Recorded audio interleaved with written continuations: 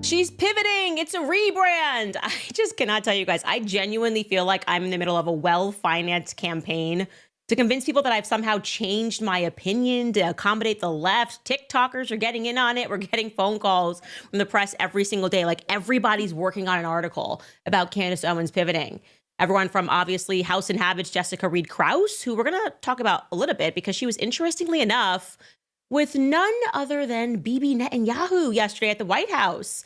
Also, of course, The Cut. That woman had the same kind of an article hit piece about me to NBC, all using the exact same language. And like I said, working on the same sort of story about me.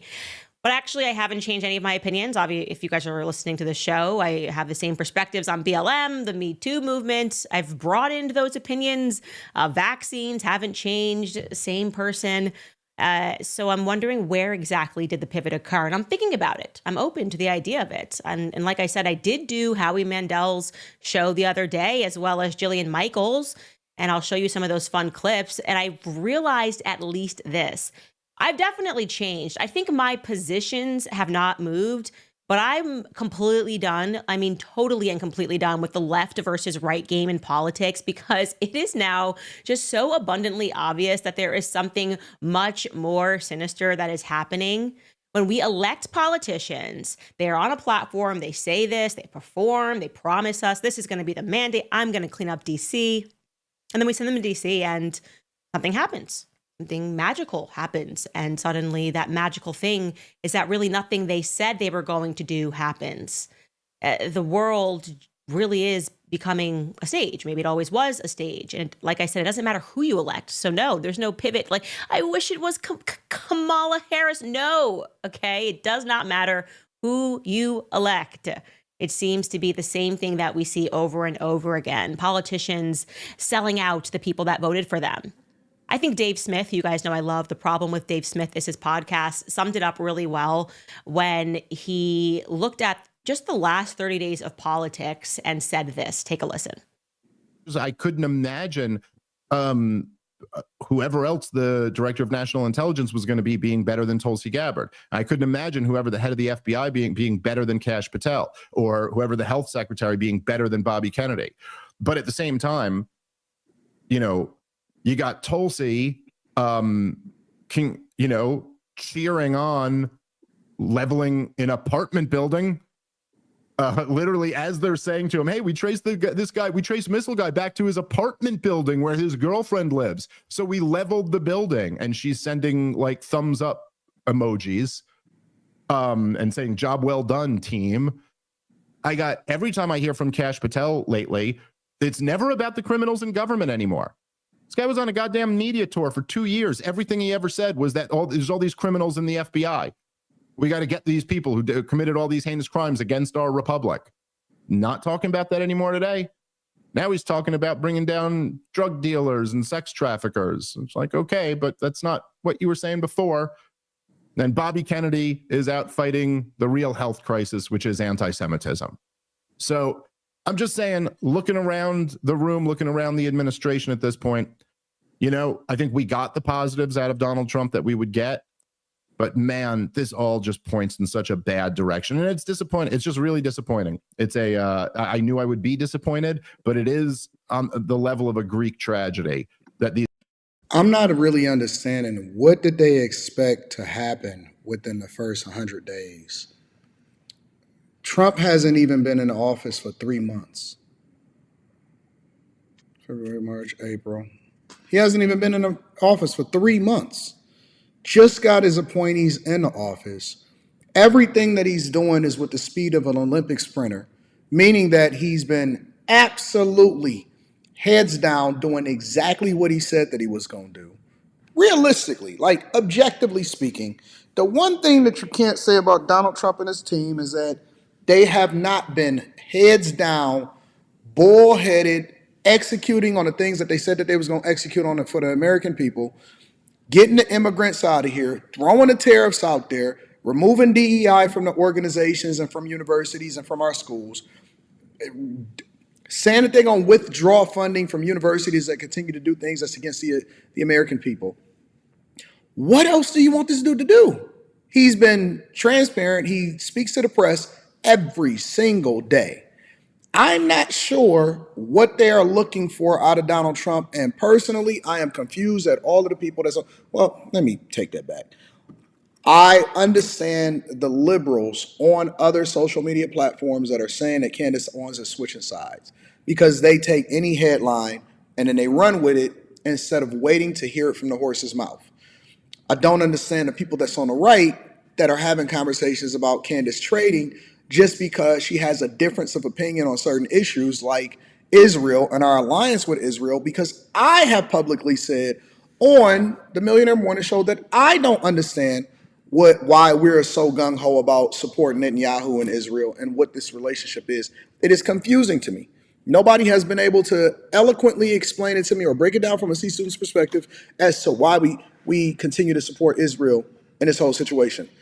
Not saying that we shouldn't, but I don't understand it, right? So you don't have to agree with everything from everybody to still consider yourself conservative, to still consider yourself Republican. You don't even have to agree with every conservative that labels themselves Republican. It is okay to be a free thinker. And so I don't understand where the criticism comes from, because one thing that we're supposed to embrace inside of the United States of America is diversity of thought and people continuing to evolve based off of what it is that they know. Now, that does not remove you from criticism, but personally, I have not seen Candace Owens say anything about distancing herself from the Republican side. I disagree with the fact that she's using this as, or she's communicating that is more of the same, because the one thing that we can't say is that it's more of the same. But let's hear more of what they have to say. These guys had this mandate and this opportunity, and they're just it all up. Yeah, you know what? Now that Dave Smith puts it that way, I feel like maybe it's not us that's pivoting, but it's them. Like there's just some magic pivot that happens when you get to DC. And to build on that, may I ask the question, who the heck is controlling RFK Jr.'s X account? Am I allowed to ask that question? Because I quite literally... I'm not familiar with what's going on with RFK Jr.'s X account, but let's continue. Because one thing that they're talking about is they're talking about rhetoric. I'm looking for results. When we start looking at results, when we start looking at immigration, we start looking at tariffs, when we start looking at DEI, when we start looking at DOGE, the Department of Government Efficiency, and how they continue to trudge forward, regardless of the fact that people are out there protesting against Tesla. And I don't know if Candace Owens is not paying attention to everything that's happening, or maybe she just is using her spirituality to continue to communicate how she's disappointed in people that consider themselves conservatives, but you don't have to agree with every single conservative in order to still consider yourself conservative. Because I know that she doesn't necessarily care for Ben Shapiro and people like that, and she's been edging for debate and things like that. But the point is that I don't see her saying that she's no longer conservative. Let me hear a little bit more, and then we'll go from there. We're going to discuss this on After Hours. Was so inspired by this man. So many people were, obviously, because he was a major piece of the puzzle in terms of bringing people to the center, which needed to happen. It needed to happen that all of us were brought towards the center so that we could recognize where the real evil exists, right? And it's not left versus right. It's not Republican versus Democrat. It's whatever the hell is going on in DC versus the rest of us. And so RFK Jr. emerges as this candidate, and the moms, oh my gosh, did he seize us, right? Because I was so inspired by his vaccine work. I quite literally chose not to vaccinate my children. No regrets on that, by the way. We'll never discount him for that. I will never be petty and say that he did not do all of that work that he did before he went into DC, that magic land where everybody changes their opinions. So inspired was I by RFK Jr. that I actually picked up the baton and did an entire podcast series called A Shot in the Dark, right? Because I wanted to spread the news, spread the knowledge so that parents could step away from these delusions of fear.